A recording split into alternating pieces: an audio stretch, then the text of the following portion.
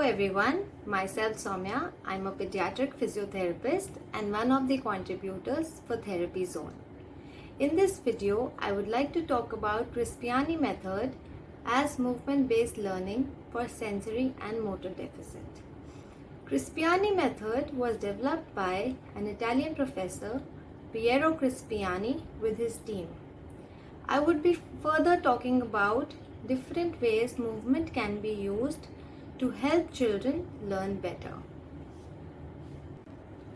When we talk about movement, it does not simply mean to move around or move your legs and arms and move your body.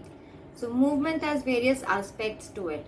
So when we follow Crispiani method, so we are going to use movement in different ways to help children learn things. Like we can use movement on a pen and paper activity as well as different movement based activities, so that our children help their brain to activate and they perform better.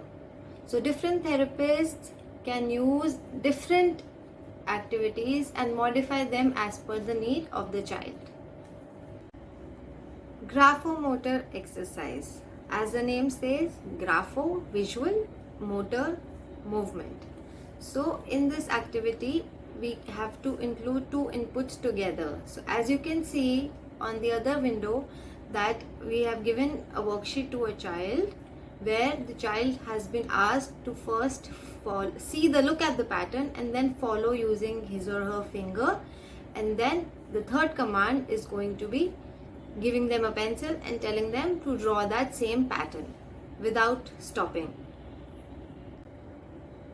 Barrage.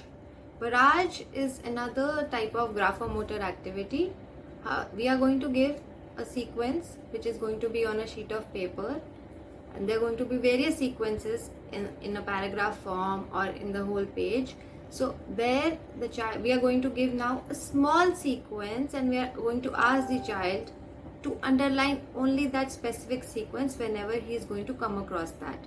So barrage can be done using symbols, using numbers, using alphabets, using words, sentences, and depending on the level of the child. We can make it more complex if the child is able to do a certain level. Activities to improve fluidity. Fluidity means making the movement smooth, making the learning smooth, making the reading smooth. So fluidity coincides with smoothness. So to make the activity or to make a task smooth for the child, first we are going to train him. So in this activity, how we do it is we are going to combine two inputs again. So as you can see, the child has been given a sheet of paper which he or she has to read. So the topics can depend on the level of the child. So to this child we have given alphabets, different alphabets. So whenever the child is going to read one alphabet, he has to either clap or he has to tap on the floor. So one input is going to be added with the reading. So this way, when the child is going to read one alphabet, then he is going to clap, second alphabet, then clap or tap of the foot. So this is going to help the child be smooth in the process of reading. So whenever we are going to add two inputs together, so this helps develop a fluidity of the movement. Verbal motor perceptive exercise. So as you can see on the right side of your screen, so we are going to have in this activity there are three inputs together. So verbal, as the child has to read; perceptive, as you can see the font size keeps on changing from top to bottom. So earlier the font is big, then it is going small and small and small, and then there is a motor aspect to it, so that it's in a way that the child has to draw a circle whenever he is reading that sentence. So he reads one sentence and then he's going to make a circle, and then the next. Although the sentences in all the sequence are same, but the size of the font is changing. So verbal is when the child reads, perceptive is when he is able to read different sizes of the font, and motor when he is going to draw the circle when he is going to read. There is another activity for verbal perceptive motor exercise. So here you can see on the right side of your screen there is a group of sentences in a paragraph form. So the sentences are same, but a specific word is written out of a different color. So when the child is asked to read this, so whenever there is a different color, the child is asked to either clap or tap, or you can add any other movement along with it. So whenever that red or different color alphabet comes, the child has to clap or tap. So this way, how perception is working here is whenever the child senses a different color, he or she has to make a movement.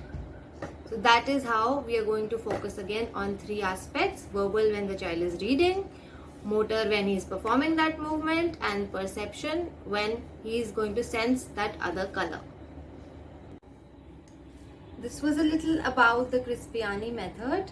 There's a lot more to learn about the method itself, and the activities that we have shared in this video can be modified as per the child's level. The complexity is going to vary, as we can see, like if a child is able to perform at a certain level, we are definitely going to make it more complex in the next time. The intensity and the frequency varies from case to case, and the more the therapist can add fun into the activity, the child is going to learn better.